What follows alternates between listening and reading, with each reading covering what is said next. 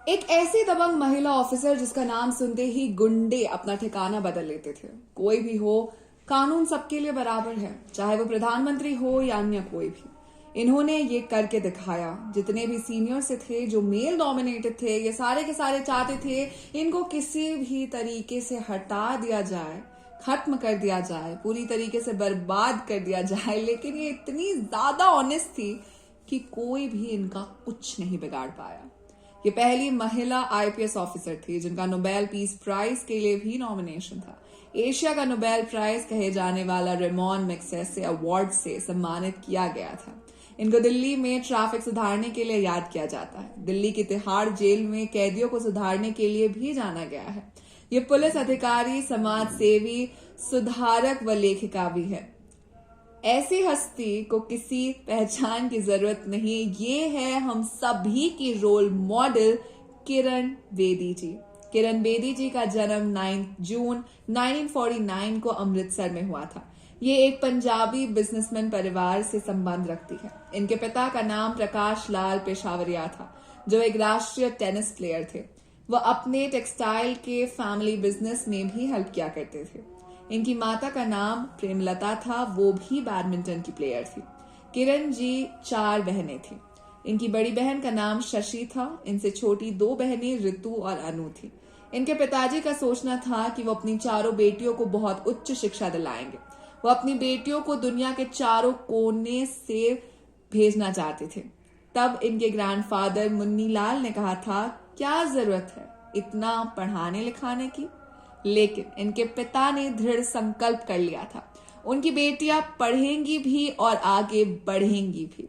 उन्होंने अपनी सभी बेटियों को उच्च शिक्षा दिलवाई। किरण जी की अपब्रिंगिंग बहुत ज्यादा रिलीजियस नहीं थी, लेकिन वो हिंदू और सिख दोनों रिलीजन्स को फॉलो करती थी। किरण जी ने अपनी शुरुआती पढ़ाई sacred heart convent school Amritsar से की। इसके साथ ही उन्होंने एक्स्ट्रा करिकुलर एक्टिविटी में एनसीसी में शामिल हुई। उन्होंने 9th क्लास में कैम्ब्रिज कॉलेज, जो कि एक प्राइवेट इंस्टीट्यूट था, वहां के साइंस की पढ़ाई के साथ 9th के एग्जाम की तैयारी की। फिर उन्होंने 10th का एग्जाम पास कर लिया। 1968 में किरण बेदी जी ने government college for women Amritsar से इंग्लिश में बीए किया। इसी साल उन्होंने एनसीसी कैडेट ऑफिसर का अवार्ड भी जीता था।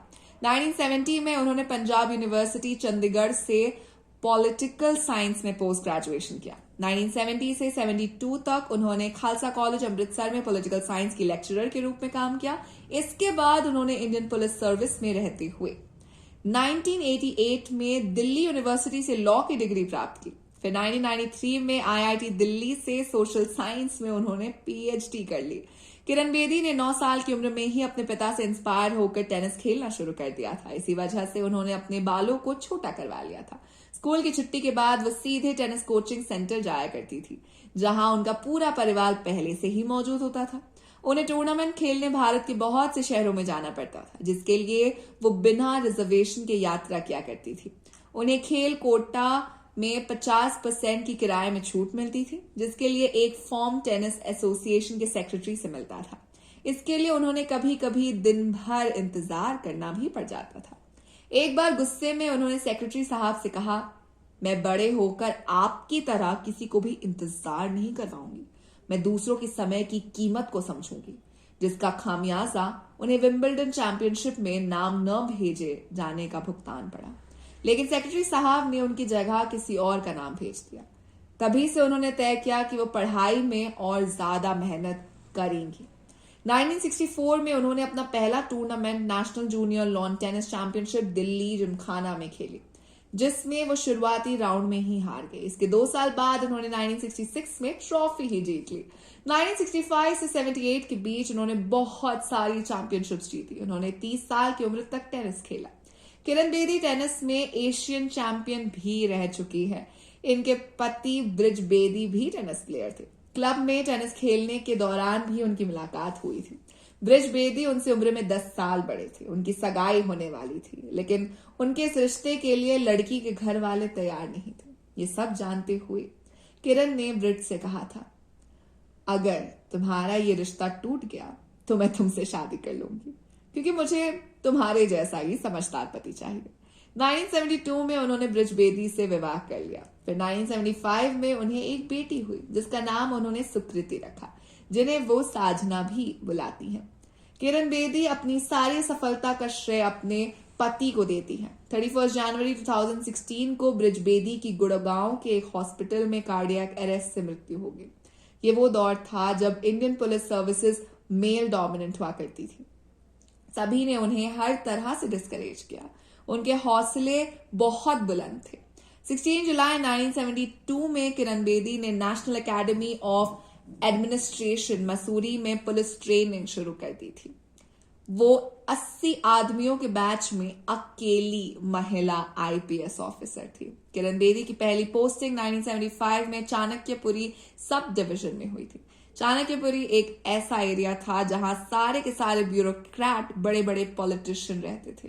Prime minister, foreign embassy, parliament, president house, सब कुछ यहीं पर था। उन्हें यहां पर अपने आप को प्रूफ करना था। 15 नवंबर 1978 को निरंकारी और अकाली सिखों में बहुत ज्यादा क्लैशेस रहते थे। तभी 700 से 800 सिखों ने इंडिया गेट के बगल में हो हल्ला करना शुरू कर दिया। उस समय किरण बेदी डीसीपी थी। तब उन्हें इसे कंट्रोल करने का चार्ज दिया गया। उस समय उनके पास लाठी चार्ज करने के अलावा आंसू गैस का भी सपोर्ट नहीं था। जब किरण बेदी प्रदर्शनकारियों को रोकने के लिए लाठीचार्ज कर रही थी, तभी एक आदमी उनकी तरफ तलवार लेकर दौड़ा। तब किरण बेदी ने बड़ी बहादुरी से उसके ऊपर लाठी से हमला कर दिया। उनकी प्लेटून प्रदर्शनकारियों को भगाने में सफल रही। बहुत आसानी से इस प्रोटेस्ट को दबा दिया गया। इस बहादुरी के लिए उन्हें अक्टूबर 1980 में president police medal for gallantry award दिया गया।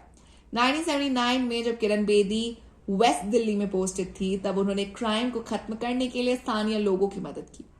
उन्होंने वन डोर पॉलिसी बनाई, लोगों को सीधे बात करने के लिए प्रेरित किया। उन्होंने प्रत्येक वार्ड में एक कंप्लेंट बॉक्स लगाया। वो लगातार लोगों से मिलकर वहां की जानकारी इकट्ठा करती थी। किरण बेदी ने 3 महीने में ही वहां के क्राइम को काफी हद तक कम कर दिया। इसके कारण उनकी लोकप्रियता स्थानीय लोगों में और भी ज्यादा बढ़ती जा रही थी। अक्टूबर 1981 में किरण बेदी को ट्रैफिक पुलिस का डीसीपी बनाया गया। जब 1982 में एशियन गेम्स का आयोजन किया गया, तब उन्होंने बड़ी कुशलता व बुद्धिमत्ता से सारे ट्रैफिक को कंट्रोल किया। उन्होंने गलत तरीके से पार्क की गई गाड़ियों को उठाने के लिए 6 टो ट्रक्स का इस्तेमाल किया। इसमें काफी गाड़ियों को उठाया गया था। एक बार उनके एक police officer Nirmal Singh north police में क्रेन लेकर गश्त लगा रहे थे। तभी वहां एक गाड़ी सड़क पर खड़ी थी। तब उन्होंने गाड़ी वाले को कहा कि आप पार्किंग में जाइए, आप सड़क पर जाम कर रहे थे। इस पर गाड़ी वाले ने कहा, तुमको पता नहीं मैं कौन हूं? फिर उसने बताया कि यह प्रधानमंत्री इंदिरा गांधी की गाड़ी है। तब उस ऑफिसर ने क्रेन को बुलाया और गाड़ी को उठा कर ले गया। डीसीपी ट्रैफिक होने के नाते उनके पास फोन आया, आपके पुलिस ऑफिसर ने यह क्या किया, आप क्या करना चाहेंगी? तब उन्होंने कहा, मैं उसे इनाम दूंगी और चालान रद्द नहीं होगा। यही से किरण बेदी उर्फ क्रेन बेदी के रूप में जाने लगे। ऐसा कहा जाता है कि श्रीमती इंदिरा गांधी ने उनसे नाराज होकर 1983 में उनकी पोस्टिंग गोवा में कर दी। उस समय उनकी बेटी की तबीयत खराब हो गई थी, लेकिन वो दिल्ली में अपनी बेटी को छोड़कर गोवा चली गई। उनके कुछ ही महीने हुए थे, तभी उनकी बेटी को दिल्ली के एम्स में भर्ती कराया गया। वो तब पहली बार छुट्टी लेकर दिल्ली आ गई। जब 6 महीने बाद उनकी बेटी ठीक हो गई, तब उन्होंने दिल्ली में ही अपनी पोस्टिंग ले ली। 1986 में जब किरण बेदी नॉर्थ दिल्ली की डीसीपी बनी, तब उन्होंने ड्रग्स के खिलाफ अभियान शुरू किया। इसी के साथ बहुत सारे नशा मुक्ति केंद्र बनाए, पूरे भारत में नशे से मुक्त होने के लिए अभियान चलाया। उन्होंने नवज्योति पुलिस फाउंडेशन की भी स्थापना की। इसके बाद बादवा कमीशन ने किरण बेदी को मिजोरम भेज दिया, जहां उन्होंने शराब और ड्रग्स के खिलाफ बहुत ही अच्छा काम किया। सितंबर 1992 में किरण बेदी फिर से दिल्ली वापस आ गए। 2011 में किरण बेदी ने अन्ना हजारे जी के साथ जन लोकपाल बिल के लिए धरना दिया। अन्ना हजारे एक प्रसिद्ध गांधीवादी समाज सेवी है, जिन्होंने एक एंटी करप्शन मूवमेंट दिल्ली के रामलीला मैदान में चलाया। एक मोमेंट में बहुत सारे दिग्गज जैसे अरविंद केजरीवाल, कुमार विश्वास, संतोष हेगड़े, बाबा रामदेव, शांति भूषण, प्रशांत भूषण व किरण बेदी शामिल थी। अन्ना हजारे जी ने 16 अगस्त 2011 को दिल्ली के रामलीला मैदान में पुराने व कमजोर जन लोकपाल बिल को बदलने के लिए आंदोलन किया। इसकी जगह एक मजबूत जन लोकपाल बिल को लागू करवाने के लिए मनमोहन सिंह के सरकार के खिलाफ आंदोलन किया। तो ये थी कहानी किरण बेदी की। ऐसे ही पुलिस वाले की बहादुरी की कहानी हमें देखने को मिल सकती है सिंघम 3 में। तो आप हमें बताइए आप सिंघम 3 के लिए कितने एक्साइटेड हैं। साथ ही अगर आपको वीडियो पसंद आई हो तो इसे लाइक कीजिए, दोस्तों के साथ शेयर कीजिए और फिल्मी दुनिया से जुड़े रहने के लिए सब्सक्राइब कीजिए हमारे चैनल बॉलीग्राज स्टूडियोज को।